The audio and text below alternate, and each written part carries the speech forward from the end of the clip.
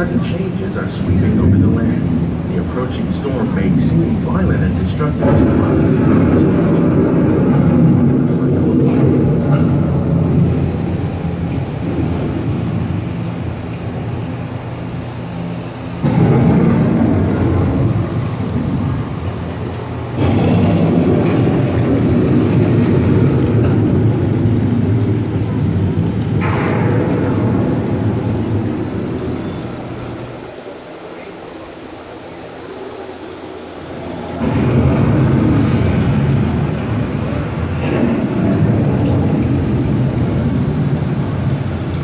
the surface of the land, roots trap water from the flowing mud, extracting precious nutrients and minerals. These elements, when combined with sunlight, create the diverse living systems of our planet.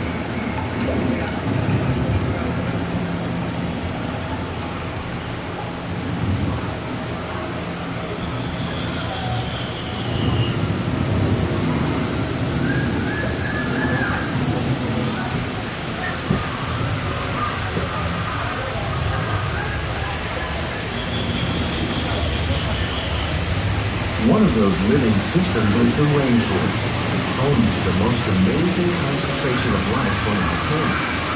These dense and beautiful forests cover only a tiny portion of the Earth's surface, but they contain more than half of its plant and animal species. Rainforests are also extremely rich and productive living systems, providing us with oxygen, food, medicines, and other elements essential to our lives.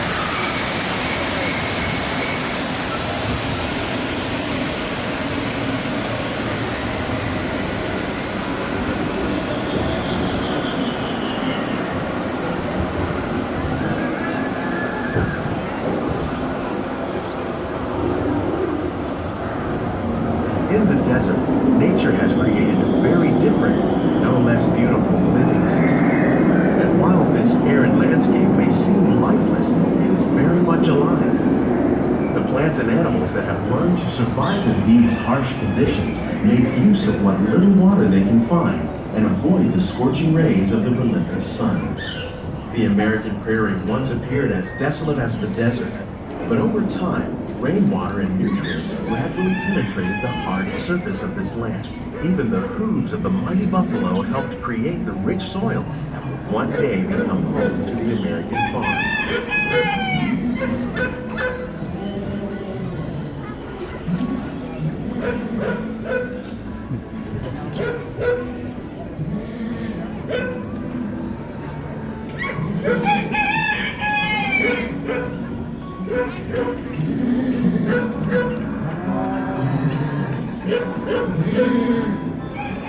Of all the forces at work on the land, humans have had one of the most profound effects. The need to produce food for a growing world led to the enormous use and sometimes overuse of the land. In our search for more efficient ways to grow food, we often fail to realize the impact of our methods.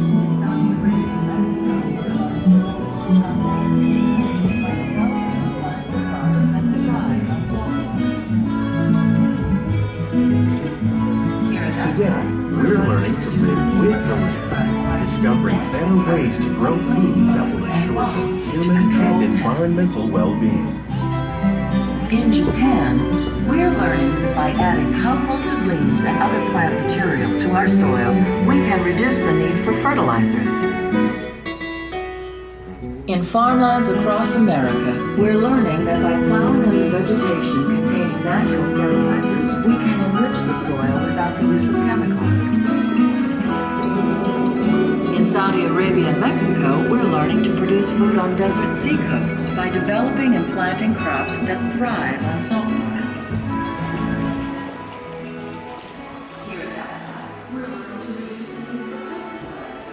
How will we meet tomorrow's growing needs for food production, yet still respect the needs of the land? Some of the answers are being discovered just ahead. To help us maintain these carefully controlled ecosystems, and for your safety, please remain seated in your boat at all times.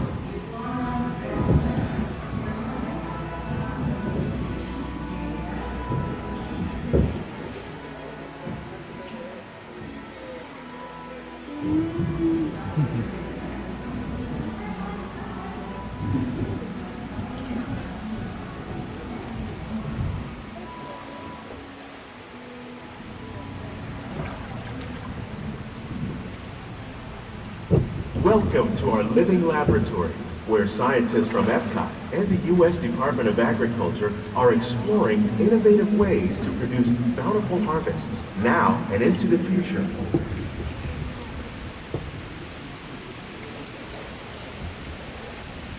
The tropics are home to the greatest diversity of plants on the planet. Many of these, like papaya, bananas, cacao, coffee, and rice, are well known around the world.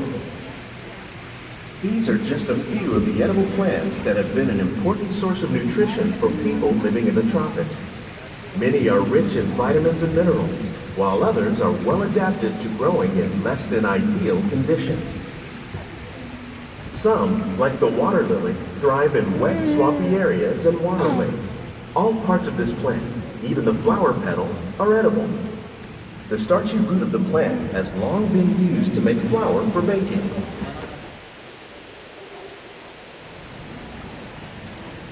One day, many of these lesser-known tropical plants may be as important as the bananas growing on both sides of the boat. More than 28 million tons of bananas are eaten annually, making it the most popular fruit in the world.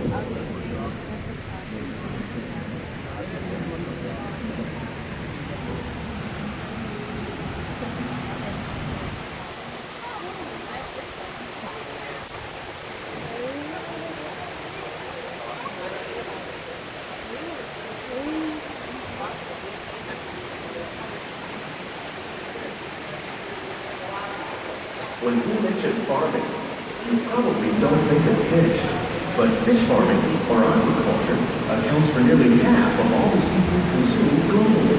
Tilapia, bass, and catfish, like the ones you see here, are three of the more popular crops raised by fish farmers. The sustainable system we're using here recycles the water in the tanks. As a result, we're able to save millions of gallons each year. Our small fish farm produces nearly 5,000 pounds of fish each year to serve in restaurants around Walt Disney World.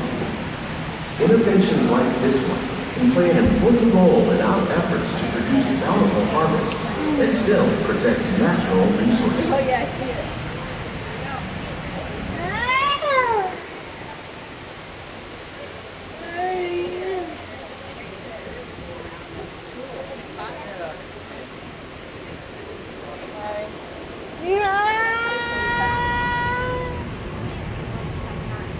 While there are more than 50,000 edible plant species in the world, most of us are only familiar with the handful that make up our everyday diet. The common grains growing here, wheat, maize, sorghum, and millet, plus rice, account for nearly 2/3 of our global food consumption. Learning how to increase yields of these staples is an important goal of research around the world.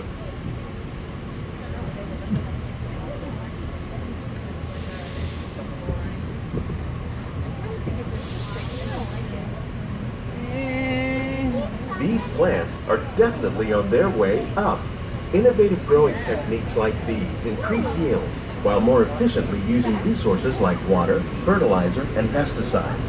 Another innovation at work here is our integrated pest management program. By populating our greenhouses with beneficial insects that prey on harmful pests like aphids and flies, we are significantly reducing our reliance on conventional pesticides. We're growing these crops using our nutrient film system. This technique precisely controls and recycles water and nutrients. With it, we can produce over 27,000 heads of lettuce a year in this one small area.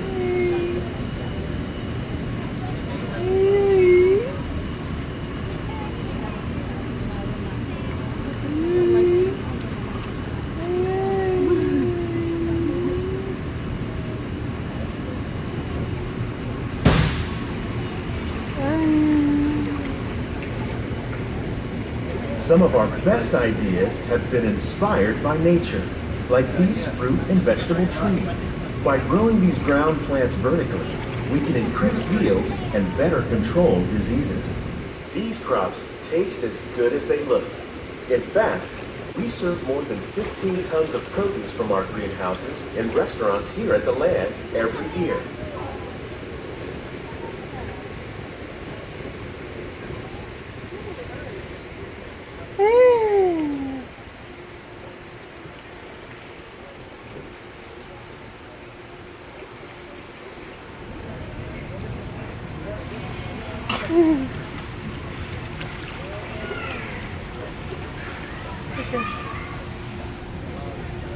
The future of agriculture may include innovative ideas like this vertical growing system.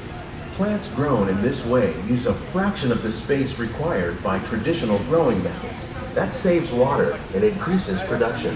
The aquaponic system on your left combines hydroponics with aquaculture. The fish provide a natural source of fertilizer for the plants, and the plants help keep the water clean for the fish. It's another great way to produce more while using less. In our lab, Epcot scientists are working with the U.S. Department of Agriculture on a number of innovative projects. The goal of these efforts is to produce higher yielding and better quality plants.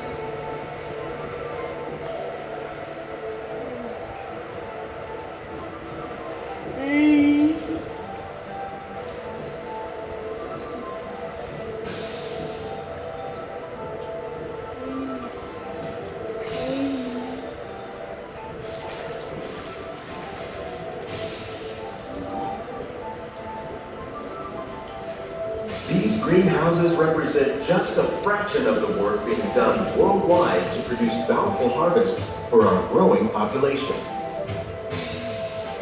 Scientists, farmers, and even backyard gardeners are doing their part to improve the quantity and quality of foods that we all rely upon. Together, we can continue to find more ways to increase food production and protect our precious natural environment. Only then will we truly be living with the land.